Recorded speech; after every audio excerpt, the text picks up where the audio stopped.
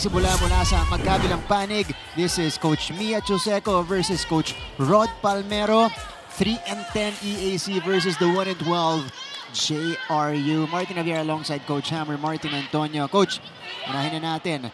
Etong dalawang teams natin, they have one thing in common coming in, and that is in games, pumapalag sila pero kinukulang sa panapos. Yeah, dahil nga ang nangyayari sa kalagitnaan sila ng laro, nakakakuha ng buwelo. Ngayon, kung dalawang coaches nag-adjust ng starters, pasok na agad yung mga pinakamabibigat nilang players. I mean, si Alimen, nakita natin, pinasok third set na. Third set ba o kalagitnaan ng second set? I'm not sure on last game. Pero ito si Bodonal, Dayanan, and Alimen. Yan yung tatlong pinaka-potent nilang attackers. Sa kabila naman, Diala, Epreta, Dayami, very productive. Ang isa pang inaantay ko nandiyan si Batara. Wala siya. Batara. Oh, si Kring kasi, ano yan eh, isa sa mga maaasahan din nila when it comes to their defense in front. Sometimes, siya pa nga yung nagiging focal point ng opensa nila. Precisely. Nag-career high yun a few games ago si Kring Batara. As we see, there's a first point for EAC. Jaja Villena tips it in, and that worked in their previous game. Yes, continues nga, Martin. Since last game, we've noticed that it's been the pet attack para dito kay Villena, that running, going towards the right side of the Taraflex. Papaluin niya papunta sa gitna or across the net. Free ball for EAC. Jing Alimen with the adjustment. Eto si Sharin Breta. Dug up, back set, and Villena scores again. There you go with a power tip. Maganda yung field of vision niya eh, yung mga tip na ganyan. Kasi matangkad si Villena and quick to jump. Not super quick like Osada from LPU. Pero siya, nakikita mo eh, pag tumatalon siya, nagsascan muna siya bago pumalo. Kaya ganun yung mga atake niya. You know, may mga adjustment siya. Bukod dun sa running attack, may mga drop ball siya. Mahaba siya eh. Formento. Go to Alimen here who is denied. Mukhang ito yung skin out ng JRU. But this is a good drop shot from behind coming from Bodonal. And one of their favorite attacks, percentage-wise, a lot of their points come off the middle. Adrianan, Bodonal, may isa pa silang attacker, si number 18, na nakakapalo galing sa gitna kahit nasa backline. Gusto nilang dinadala yung bola doon. Okay, ngayon naman, unang report ni Riri Khalid. Riri, go ahead. Hello, Martin and Coach Hammer. It's the Detonators versus the Commanders, talking about the JRU Lady Bombers and the EAC Lady Generals respectively. Bakbakan sa Taraflex. Ang makikita natin between these two teams, but this weapon will successfully hit the W today. Sako po na ng Lady Bombers. Their weapon for this game are their wingers. Kwento nga sa akin ni Coach Mia Choseco, expected na raw na scouted itong Twin Towers sila, kaya lulugan muna nila itong middle place, maximizing their wings in this match. Pero abangan pa rin natin ang pasabog na dala ng Lady Bombers about sulok ng court. Floor defense naman daw ang dalang weapon ng mga general. Ayon kay Coach Rod Palmero, kakailanganin ng kanyang mga manlalaro ito in order for them to be able to execute their counter attacks. And in this match, the Lady Generals will be playing aggressively. Balik sa inyo, Martin and Coach Hammer.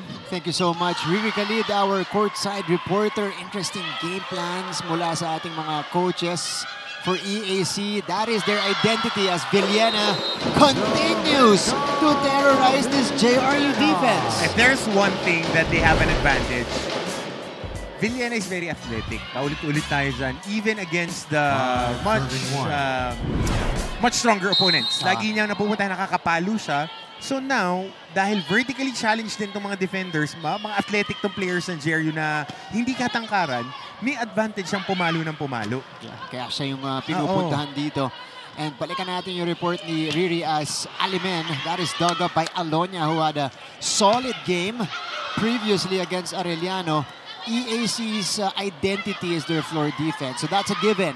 But for JRU, interesting na wing attackers ang ni-reinforce dito ni Coach Mia, given that the Twin Towers, talking about Del Pilar and Batara, are gonna be checked today. But EAC is off to a fantastic start. It is another drop down the middle for the Lady Generals. 5 out of those 6 points, lagi nanggaling dun sa gitna na yun. Gumagalaw sila. Girls, gumagalaw sila. Ito po, 4 points from here. Kailangan nyo galaw yung paano yan. Nabulong na yan.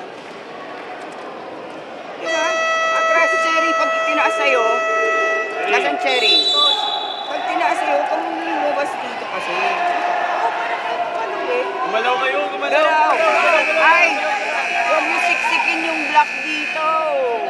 Galaw-galaw lang. Malinaw instruction. They're trying to address that campfire on that donut hole in their defense. Coming in, JRU, they've lost 7 straight. EAC, 3 straight losses naman. So both teams, isa dito, or at least one of these teams rather, will see their losing skid finally end here. Formento. Alimen on the approach, and she is still hot, riding that momentum in their previous game against Perpetual. 17 points previously. Now, she is firing again, Coach. Just as I expected, napansin ko to nung game, Martin, yung talon ni Alimen, pagkapasok niya, it's not as fluid. But after a few reps, umiinit, mas it's her warm-up or it's her rhythm. Mas maganda yung rhythm niya after the 4th or 5th attack. And that's when she gets going. Tingnan mo, may mga 3 atake na siya kanina. Binibilang ko may shot counter ako internally. Na nung pang-apat, mas naka-elevate na siya. And yung palo niya was right at the sweet spot of the ball. Kaya basag yung depensa kahit dalawa yung nakatapat sa kanya. Yeah. Pero para sa JRU, Pac del Pilar, finally ending EAC's run. Formento to Villena. Not this time. Conscious sila, no? Na drop ball talaga yung binibigay dito sa JRU. Gusto nilang pag-scrambling yung depensa. Oh, Ramos will be rejected at the net.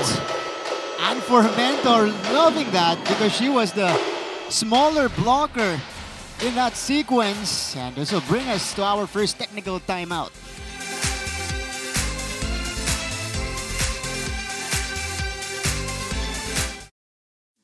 Kilalang-kilala ngayon si Carlos Yulo sa kanyang double gold sa Paris.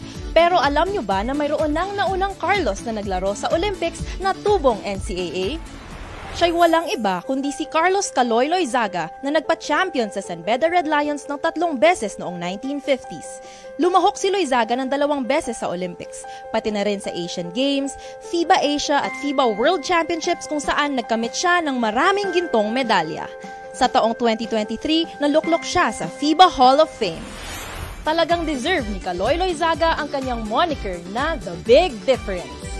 Yan ang NCAA sa siglo 1. Kilalang-kilala ngayon si Carlos Yulo sa kanyang double gold. First service, dun lang nagkatalo, but lengthy sets, especially the first one, 33-31. That's a long first date para dito sa dalawang kubanan na to. So, that's the expectation today.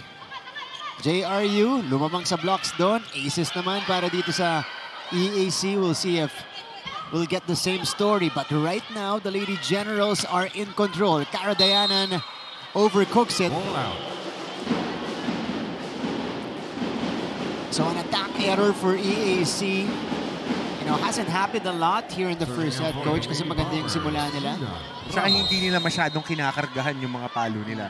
A few instances lang, alam mo na ang power hitters nila dadalhin nila kay Alimen. Pag nandun siya sa left side of the floor, kakasabi lang natin. Pakinggan ka. Oo. Makunat kung pumalo. Pagka dinala nila sa gitna, it's either Dayanan or Bodonal. Ito ulit, si Jing Alimen. Laurente diving for it. Deyala.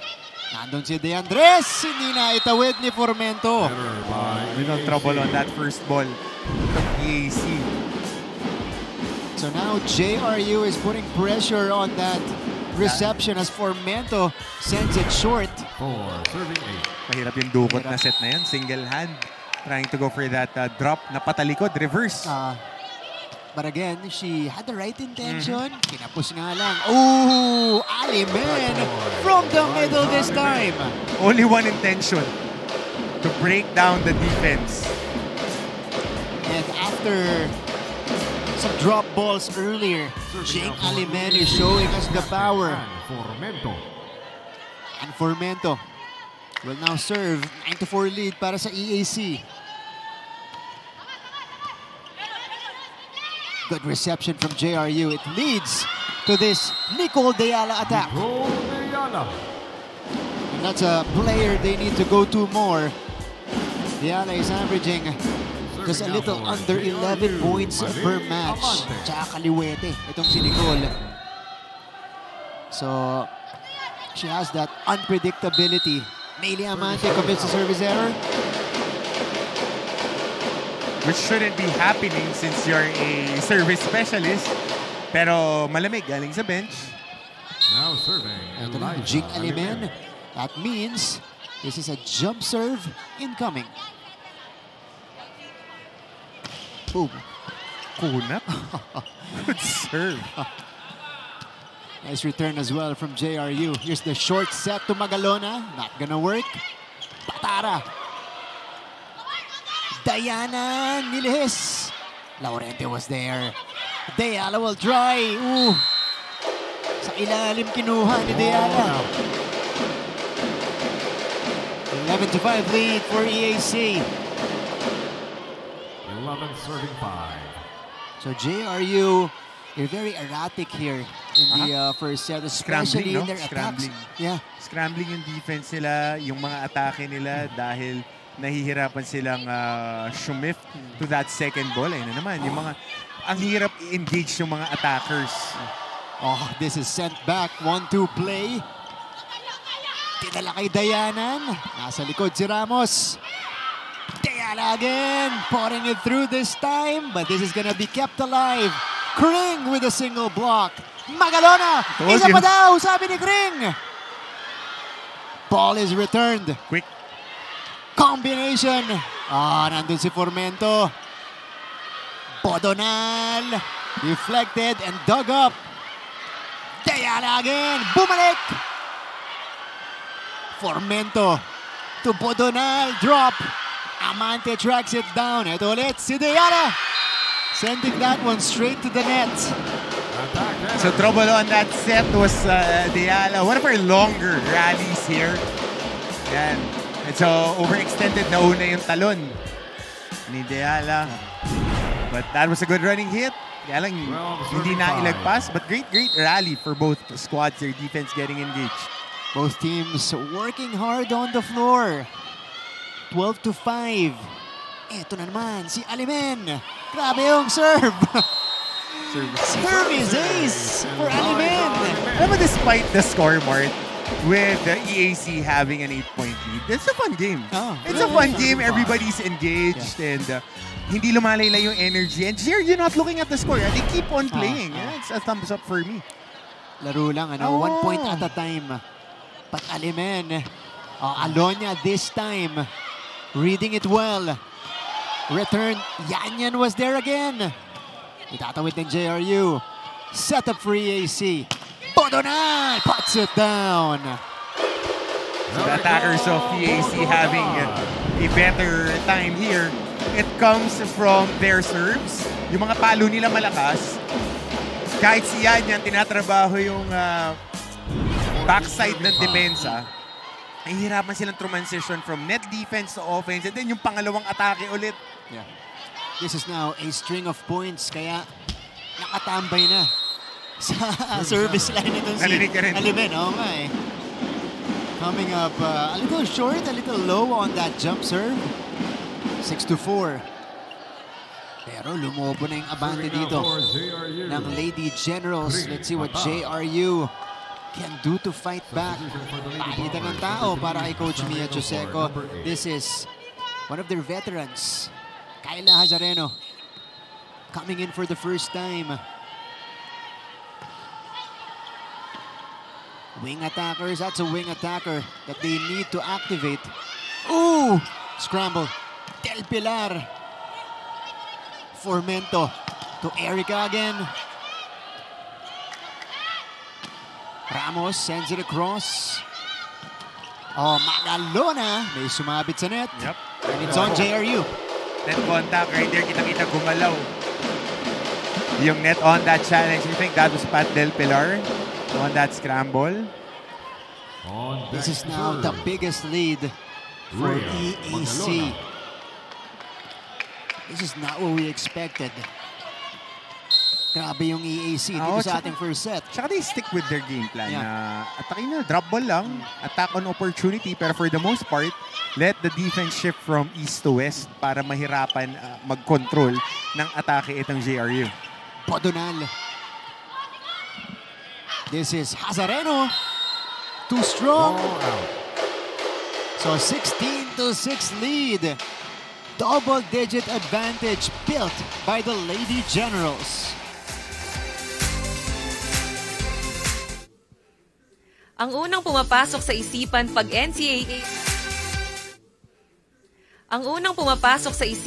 NCAA ang napag-uusapan ay basketball. Pero kahit sa ibang larangan ng palakasan, lalaban pa rin ang NCAA. Tignan nyo ang tubong mapuwa na si chess grandmaster Eugene Torre na isa ng Hall of Famer. Ang taga-College of St. Benilde na season 92 men's volleyball champion at MVP na si John For the EAC Lady Generals, they challenged Perpetual heavily in their previous encounter. And it was this young lady, came off the bench, Jing Alimen, front of the line with a total of 17 points for EAC. This is a welcome discovery and revelation for Coach Rod Palmero. Yep. 17 points. 15 coming off attacks. And they find their ace.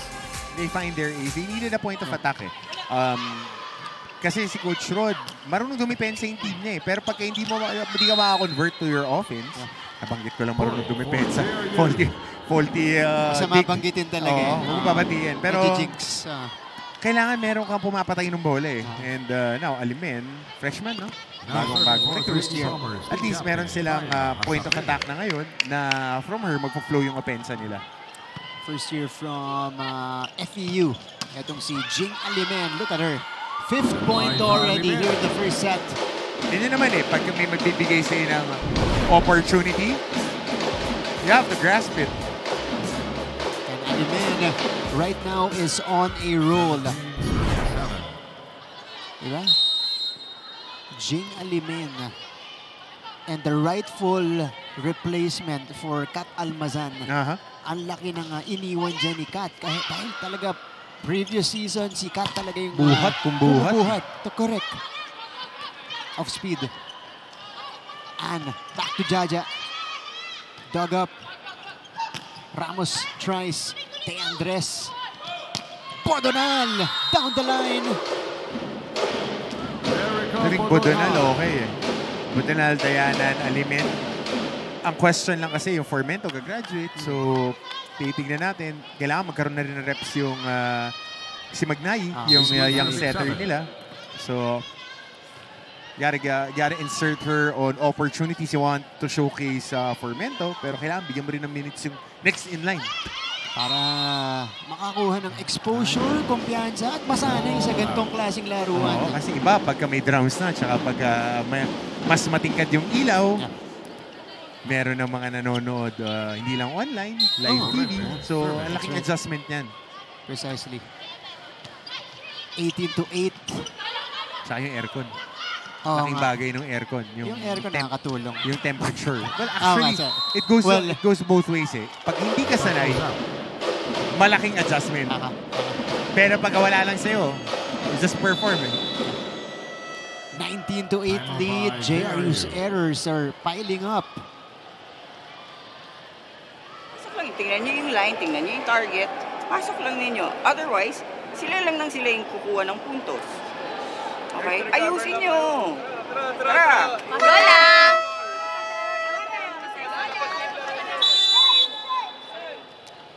All right, Coach Mia just wants her team to scan the floor a little better and be more decisive on their attempts. Decisive and of course, while making the right decision in the process. Kasi ngayon, although they're getting the attempts, they're getting the attacks, they're not connecting. Daming attack error. Here's the setup. Oh, Del Pilar is denied by Villena. And that's a point for the Lady Generals. So even in blocking Villena, pumupuntos din. Look at the celebrating EAC now at 20. crew of EAC. Dami tayong tao ngayon On a Wednesday morning, we got crowd from JRU. Yung mga taga-EAC din. Right behind us. Yeah. This is Ramos. Finally, an attack point for the Lady Bombers. First for her na nakapasok dito sa ating floor. She was good last game. And she has great potential. Sila yung magkatandem dito ni Nicole Deala. That's Serena Ramos scoring. Tahimik pa yung dalawang middle nitong JRU. Oh, Jing Alimen still unstoppable. Dire-diretso. Kailangan lang talaga ng warm-up oh. Kita mo, iba yung first 4 reps niya, which is understandable.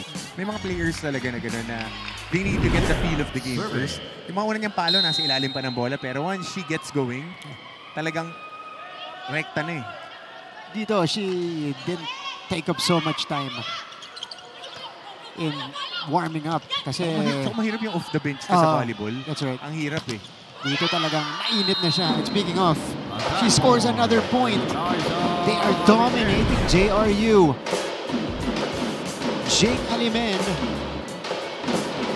with 7 points here in the first set. Gusto ko makita yung percentage niya. Ganda ng mga atake niya. Sakto yung mga bigay sa kanya ni Fermento ngayon. Hindi pilit. It's on the flow of their offense. May ace pa dito. Things are just unraveling right now for JRU. A loaded serve. Converted by Jaja Villena. 23, serving 9. Villena din. Ganda ng nilalaro. Silang dalawa yung tandem dito ni Alimen. 23-9. Laurente to Batara. Underhand setup for Bodonal. Laurente. They go to Amante. Alimen off speed. Nope. Ramos. Balik sila kay Jing Alimen. Wide. Ball out. So animated na, I think those are the reserves ba ng EAC? Animated sila on that side of the floor. Pati yung mga calls ng referee, humihingi ng replay. Ramos, serving. Kailangan nandito kayo para marinig. Pagka yung mga grade school team ko, pag nanood, magpapagawa ako ng mga placard na nakaganyan. Para pagka may challenge natin sila, tataas sila. Good idea yun.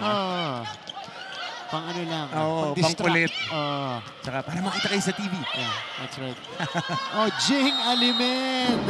Out of system, no problem. Kita mo to, it's not a simple regalo. Dinireksyonan niya dun sa open spot. 24-10. Set point now for EAC.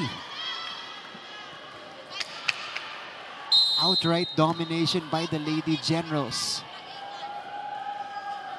And Fermento will serve. This is the pass to Hazareno. Fermento, Jing Alimen. Outside. Ball out. So, that's a breather for JRU. They get a point back.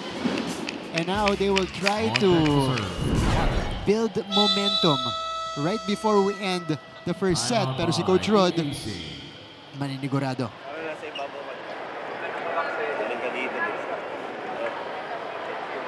Rhea, dito ka sa likod mag-A1 ka. Takbo ka rito, A1. Pasok ka ng bitin. Tutu. Galing ka dito, lumabas ka rito. Lumabas na lang contest, pumasok ka sa tutu. Jing, dito ka na. C1. A1, C1. Let's go.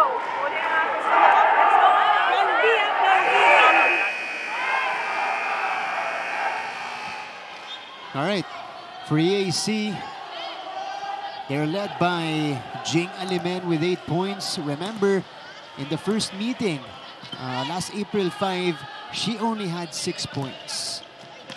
It was Erica Budonal who had her way against JRU with 22 points.